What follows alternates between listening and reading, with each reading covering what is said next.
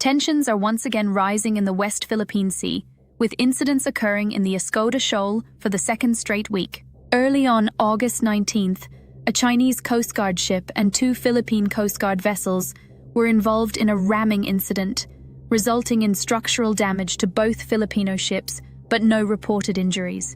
China appears to be stepping up its presence in this shoal, making dubious claims of defending its sovereignty against the unauthorized activities of Philippine ships in the internationally recognized Philippine Exclusive Economic Zone, as evidenced by 2 incidents this week between the Philippines and China.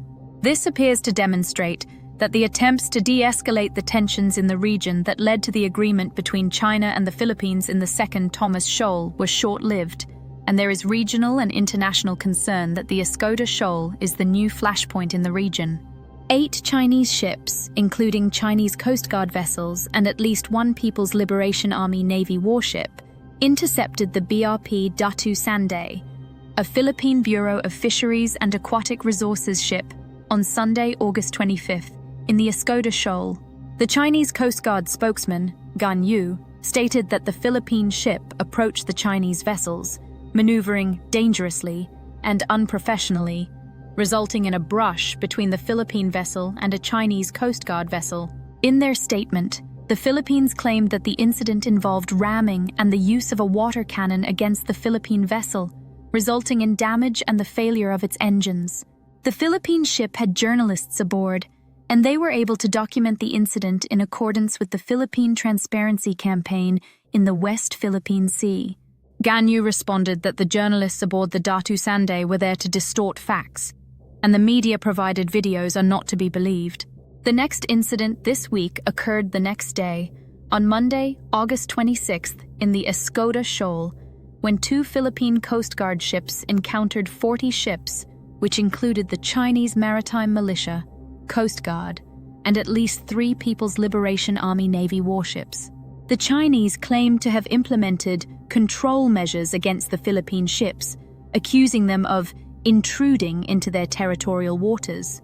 The Philippines deemed the Chinese's deployment of 40 ships in the shoal to intercept Philippine Coast Guard ships as excessive, and the presence of so many ships in the region suggests that the Chinese are trying to prevent the Philippines from accessing the Escoda Shoal, which is just 85 miles, 835 kilometers, from the nearest Philippine island.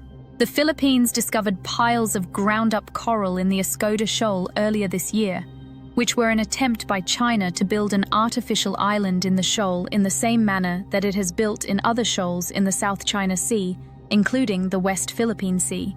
Following the discovery, the Philippine Justice Department began gathering evidence for an anticipated international court filing against China for environmental damage. Another step the Philippines took was to permanently deploy its largest Coast Guard vessel, BRP Teresa Magbanua, in the Escoda Shoal, to deter the return of any Chinese ships to restart the construction. 2 other Philippine Coast Guard ships provide support and replenishment to the Teresa Magbanua, enabling it to remain on station in the shoal. The permanent stationing of the Teresa Magbanua has been an increasing source of irritation to China, which eventually sent and anchored the largest Coast Guard ship in the world, CCG 5901, also known as the Monster, within the Philippine ship's site. China, unable to persuade the Philippines to leave the area, has accused the Philippines of using the same strategy to anchor the Teresa Magbanua, as they did when they grounded the Sierra Madre in the Second Thomas Shoal. They are now referring to this anchoring as virtual grounding, to enable the Philippines to maintain a manned presence in the shoal. China appears to be attempting to prevent the resupply of the Teresa Magbanua by deploying numerous ships, including planned warships, to the region and intercepting Philippine ships there. This week, the Philippine and United States military met in consultations over regional issues. After the meeting, Philippine Armed Forces Chief General Romeo Brawner Jr. met with the commander of the U.S. Indo-Pacific Command, Admiral Samuel Paparo, and held a press conference afterward.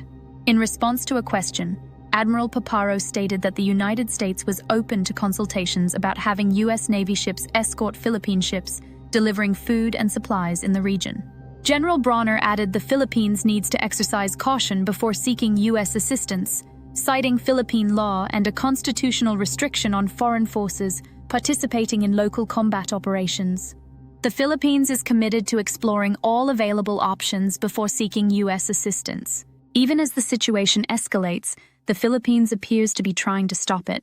Therefore, it is likely that the Philippines intends to continue waging the battle of world opinion by highlighting Chinese aggression and applying various forms of international pressure on China in the hopes of achieving some form of compromise with China.